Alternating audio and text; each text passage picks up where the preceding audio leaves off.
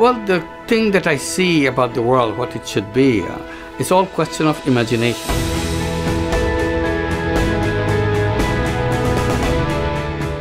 গ্রামীণ ব্যাংকের প্রতিষ্ঠাতা, এটাই তার সবচেয়ে বড় পরিচয়। 4 দশকেরও বেশি সময় ধরে বাংলাদেশের দরিদ্র মানুষকে জামানত ছাড়াই ঋণ দেওয়ার কাজটা করেছিলেন মোহাম্মদ ইউনূস। এখন সেই ব্যাংক অনেক শাখা মেলেছে, আর এই ব্যাংক স্থাপনের ভাবনার জন্যই তিনি নোবেল শান্তি পুরস্কার পেয়েছেন। আবার 2021 সালে হওয়া টোকিও অলিম্পিকে বিশেষ সম্মান অলিম্পিক লরিয়াল পুরস্কার পান ইউনূস। এবার গরিবের জন্য ব্যাংক চালানোর কৃতিত্বের জেরেই পরিচিত ইউনূস বাংলাদেশের সর্বেসর্বা হলেন। শেখ হাসিনার ইস্তফা এবং দেশত্যাগের পরে তিনি প্রধান উপদেষ্টা হিসেবে মনোনীত। একদিন তাকে শেখ হাসিনার দল আওয়ামী লীগ গরিবের রক্তচোষা বলে অভিহিত করেছিল, জেলে পুরতে চেয়েছিল। আজ হাসিনাকে সরিয়ে দেওয়া চেয়ার তার জন্যই রাখা। একসময় হাসিনার পিতা শেখ মুজিবুর রহমানের অনুরাগী ছিলেন ইউনূস। মুক্তিযুদ্ধের সময় বাংলাদেশ সিটিজেন্স কমিটি গড়ে পশ্চিম পাকিস্তানের বিরুদ্ধে সরব হয়েছিলেন ঢাকা বিশ্ববিদ্যালয়ের অর্থনীতির এই ছাত্র। সে সময় বিসিসির প্রচার পুস্তিকার সম্পাদক হন ইউনূস। মুজিবের মৃত্যুর পর হাসিনার সাথেও একটি সময় পর্যন্ত সুসম্পর্ক ছিল তার।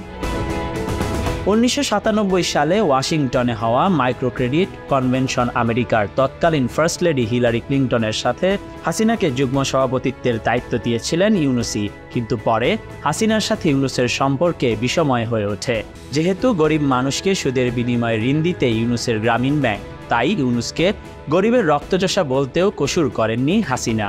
নানা মামলায় জড়িয়ে ব্যাংকের প্রধান পদ থেকে নামিয়ে ক্ষান্ত থাকেননি, জেলেও পাঠাতে চেয়েছিলেন। এমনকি বাংলাদেশের গর্বের পদ্মা সেতু নির্মাণ নিয়ে অন্তর্ঘাতের অভিযোগও তোলা হয় তার বিরুদ্ধে। ইউনূসের জন্ম 1940 সালের 28 জুন। চট্টগ্রামের পাথুয়া গ্রামে জন্মানো ইউনূস ঢাকা বিশ্ববিদ্যালয় থেকে 1960 সালে অর্থনীতিতে স্নাতক এবং 1961 সালে স্নাতকোত্তর ডিগ্রি পান। এরপর চট্টগ্রাম কলেজের অর্থনীতির অধ্যাপক হিসেবে যোগ দিয়েছিলেন ইউনূস। পরে মার্কিন যুক্তরাষ্ট্রের ভ্যান্ডারবিল্ট বিশ্ববিদ্যালয় থেকে অর্থনীতিতে পিএইচডি ডিগ্রি অর্জন করেন। সেটা ছিল 1974 সাল। মিডল টেনেসি স্টেট ইউনিভার্সিটির শিক্ষকতা ছেড়ে ইউনূস ফিরে আসেন বাংলাদেশে। মাত্র 3 বছর আগে স্বাধীনতা পাওয়া মাতৃভূমির উন্নয়নে অবদান রাখতে চট্টগ্রাম বিশ্ববিদ্যালয়ের অর্থনীতি বিভাগে যোগ দেন। ক্যাম্পাসের কাছাকাছি গ্রামের অলিগলি ঘুরে দেশের অর্থনৈতিক পরিস্থিতি দেখার চেষ্টা করতেন। প্রথমে এক নারীকে ঋণ দিয়ে কাজ শুরু করেন, পরে 42 জন নারীর একটি দলকে টাকা ধার দেন। সেই পদক্ষেপ থেকে একটি মাইক্রো ক্রেডিট গবেষণা প্রকল্প তৈরি করেন। আর 1983 সালে জন্ম নেয় গ্রামীণ ব্যাংক। দরিদ্রের সাথে লড়াই করা মানুষের জন্য ইউনূসের এই ভাবনা তাকে একটি সময় গরিবের ব্যাংকার হিসেবে পরিচিত দেয়।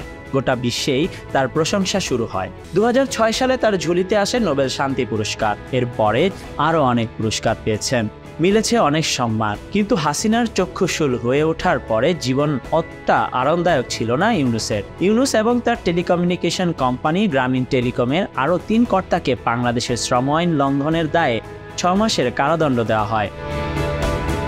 জামিন পেয়ে যাওয়ায় জেলে যেতে না হলেও জালিয়াতি, অর্থ 9 বছরের অভিযোগে 200টিরও বেশি মামলা হয় তার বিরুদ্ধে।